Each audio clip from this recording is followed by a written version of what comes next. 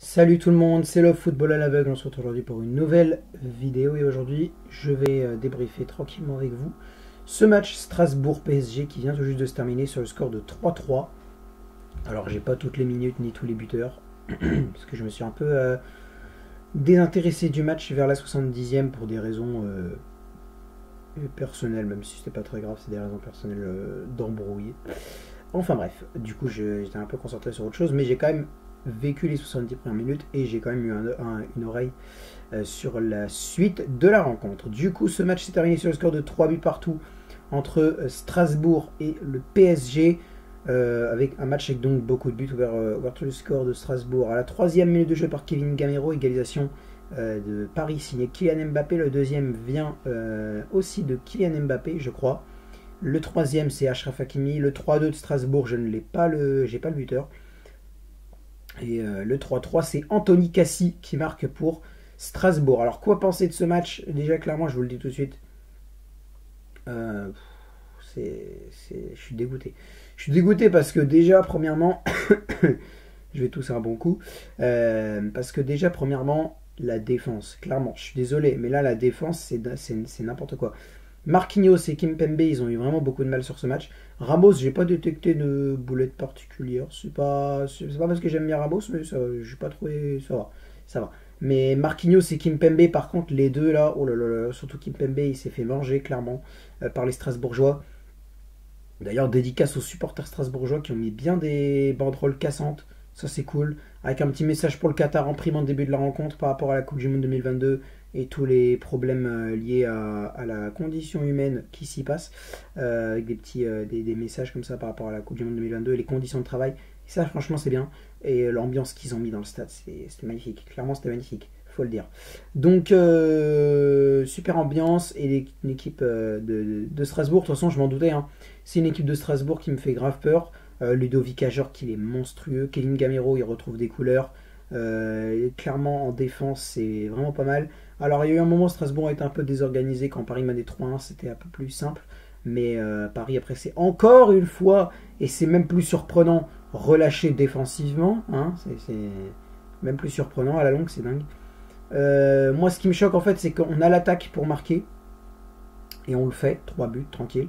Mais en fait, c'est même pas de revenir à 3-3, moi, qui me fait chier. Parce que en soi, bon, tu peux te faire revenir à 3-3 sur un match.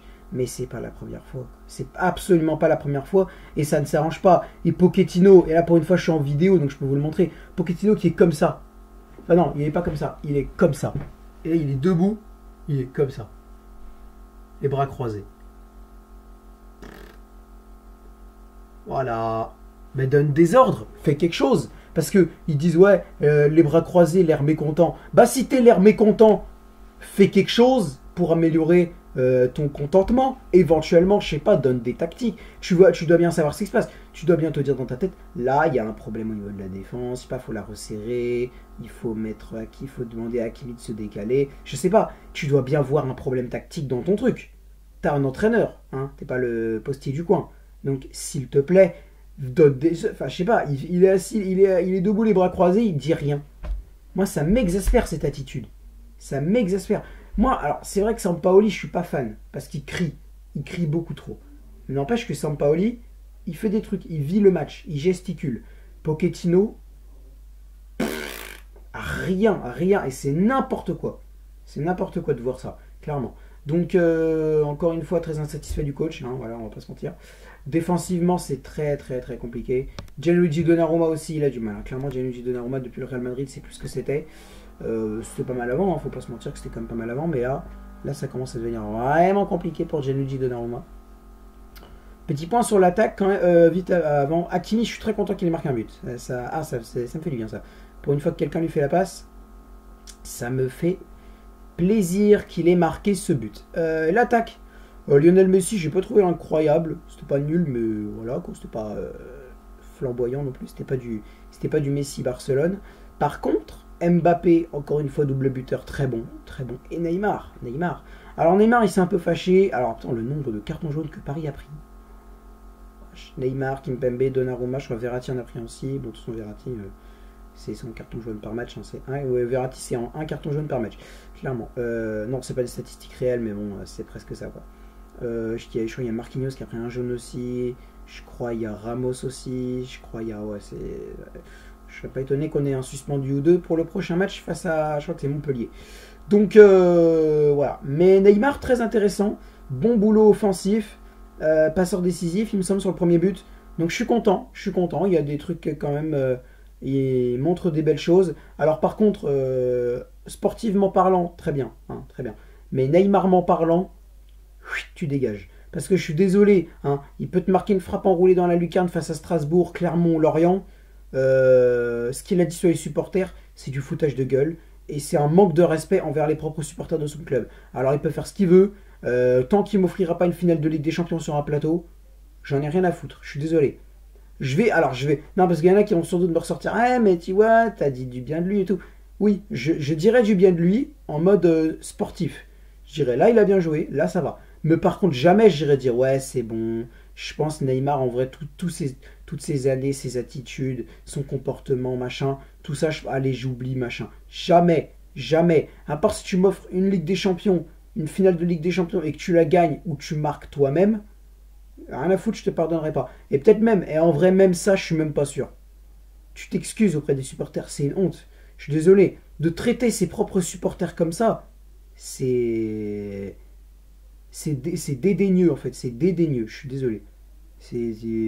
Il traite ses supporters avec dédain, quoi. C'est vraiment, vous n'êtes rien, je suis le boss du club, quoi. C'est vraiment mais honteux. Et même Mbappé en vrai, hein. Même Mbappé, hein, on peut dire ce qu'on veut, mais Mbappé, je suis désolé Kylian, mais dire que le Cup c'est la minorité de Paris, c'est peut-être pas non plus une bonne idée, quoi. C'est pas méga intelligent. Enfin bref, sur ce match-là, encore une fois très insatisfait du coach et de la défense, bien que le fait que ce soit une défense à 3 me satisfait. Malheureusement, on voit bien que ça a fonctionné, pas du tout. Voilà, ça n'a pas du tout fonctionné. Je pense que c'est à peu près tout ce que j'avais à dire, hein, clairement. Clairement, pas clairement. Merci de m'avoir écouté, les gars. N'hésitez pas à lâcher un like, à partager et à vous abonner en activant la cloche des notifications. Mais surtout, je fais tout ça encore un peu, surtout le commentaire. Ça, c'est vraiment le plus important. Le like, le partage, c'est très important, mais le commentaire, c'est méga important. Si vous avez un truc à dire sur la rencontre, n'hésitez pas à me dire dans les commentaires qu'est-ce que vous en avez pensé, parce que c'est surtout moi qui ça m'intéresse. Ça, moi, je vous partage mon avis, mais je veux aussi avoir le vôtre, parce que c'est surtout pour ça que j'ai créé cette chaîne. Du coup, merci de m'avoir écouté, les gars, et moi, je vous retrouve demain soir, pour ceux que ça dépend, pour ceux quand vous regardez la vidéo. Samedi 30 avril à 20h40. D'ailleurs, j'ai toujours pas programmé le live, tellement je suis débile, il va falloir que je le fasse. PSG Lyon féminine, demi-finale retour de Ligue des Champions. Ça va être du lourd, on va s'ambiancer, on espère que Paris va gagner. Même score que... Ah bah non, il y a eu 3-3, pas 3-2. Je suis con. Donc il y a eu 3-2 à l'aller pour les Lyonnaises. Paris doit sortir les griffes au retour et neutraliser ce petit chaton. Sur ce, merci de m'avoir écouté, c'est la deuxième fois que je le dis, et donc je vais couper la vidéo dans 3, 2...